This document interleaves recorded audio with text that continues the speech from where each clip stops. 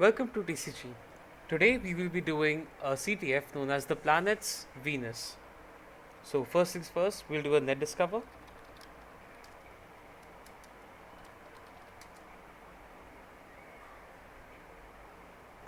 And we have the IP address of the machine. Next, we'll do an nmap.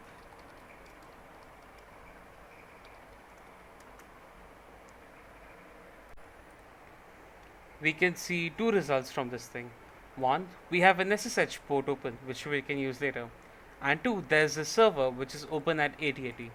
Now let's open the server. Okay, it tells us that we can use guest.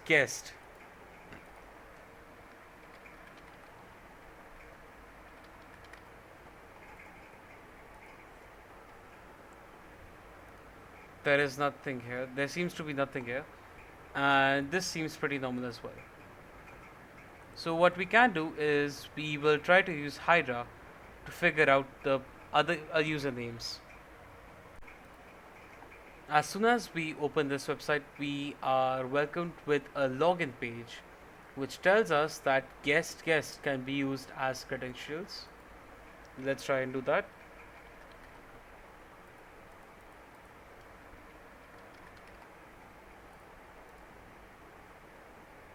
This is the page that we get, and there is nothing that seems very special. Let's try to look at the source of the page, and this also seems pretty normal. So we're gonna try and use Dirbuster. You can use Dirbuster, Dirb, GoBuster, or any other directory busting service.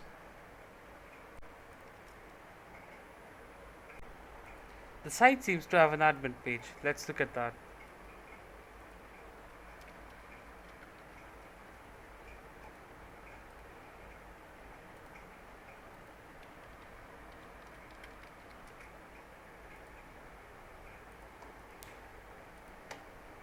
There is nothing that we can use here. Let's try the guest username and password that we got earlier.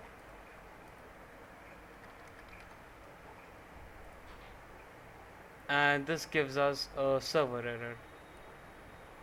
Now back to this page. To get to the earlier screen, just clear all the cookies and try again.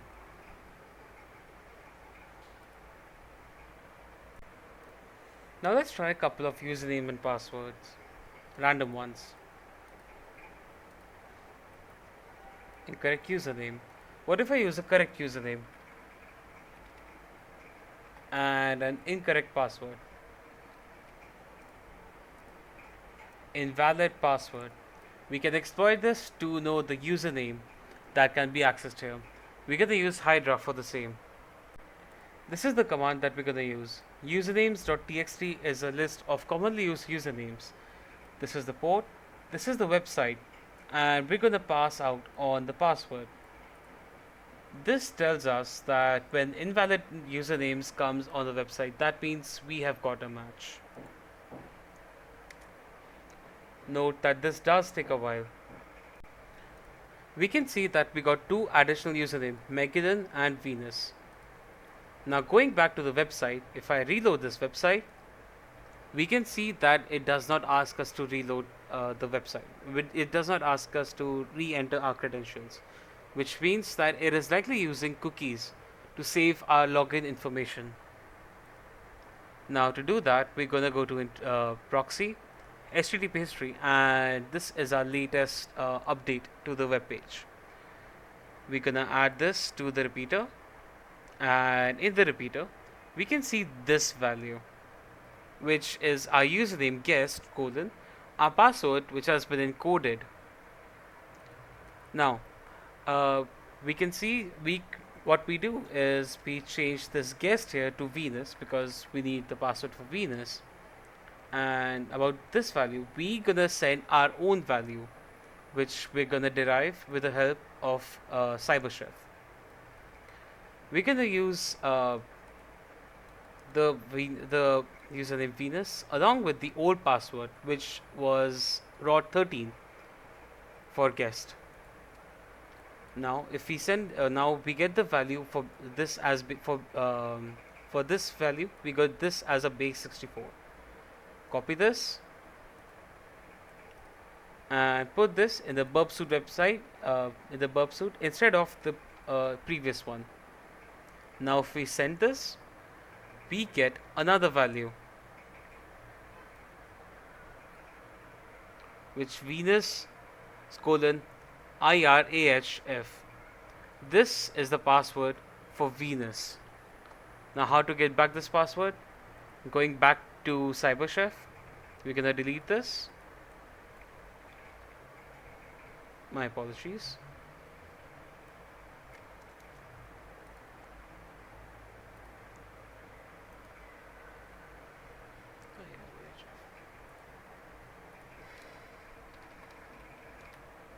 Yeah, and we want this.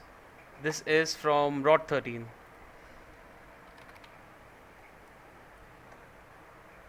Venus. We now get the password for Venus is Venus. Now, do you remember that earlier we could say that this also had an SSH? So we're gonna try that SSH.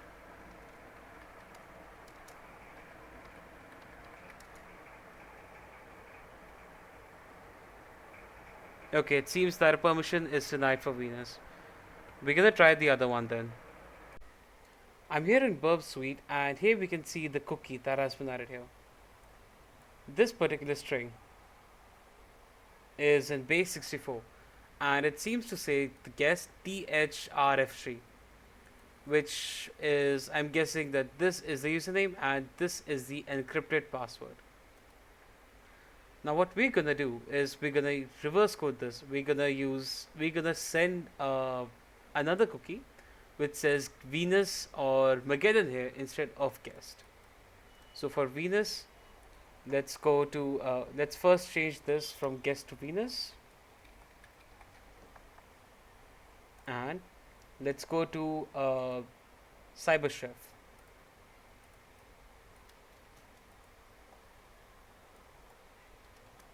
Now we want to convert this into base 64. So we're gonna search base 64. Here we are.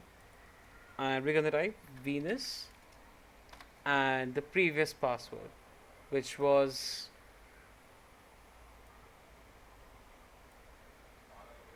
THRFG.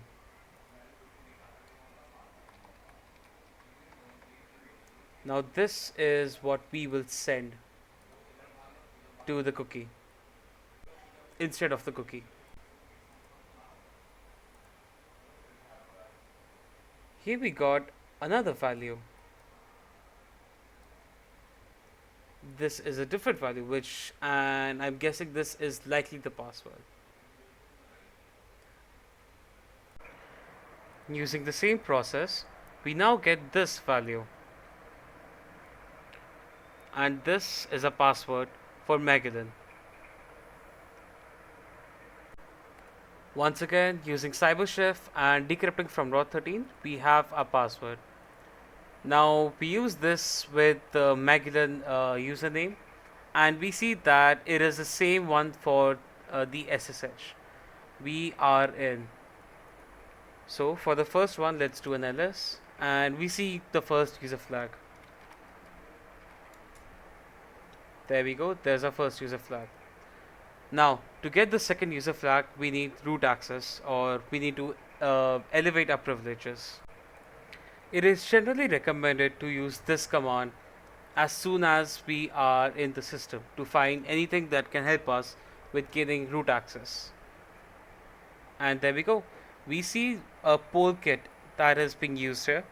Now, poll kit is something that is used to connect non-root and root people, but this particular one has a vulnerability. I will put the link in the description.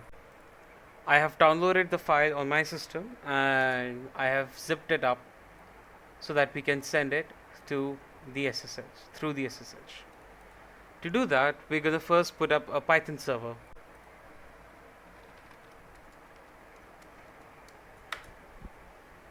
Now that we have set up a server on our own machine, we're going to set up a listening service on the using the SSH.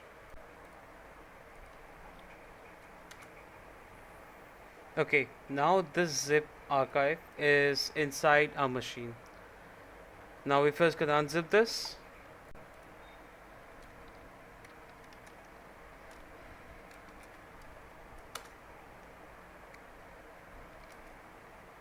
Okay, the folder is here now. Going inside the folder.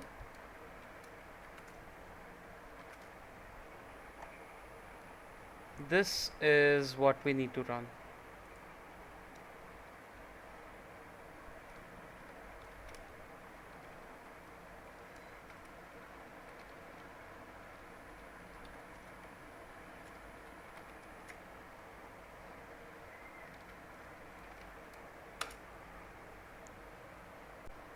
Right, we need to make it first. And just to test this, we can see that we now have root access to the machine.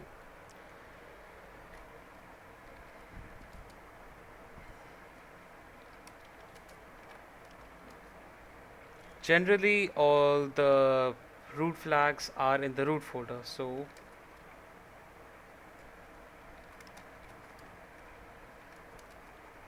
yeah. And there we go.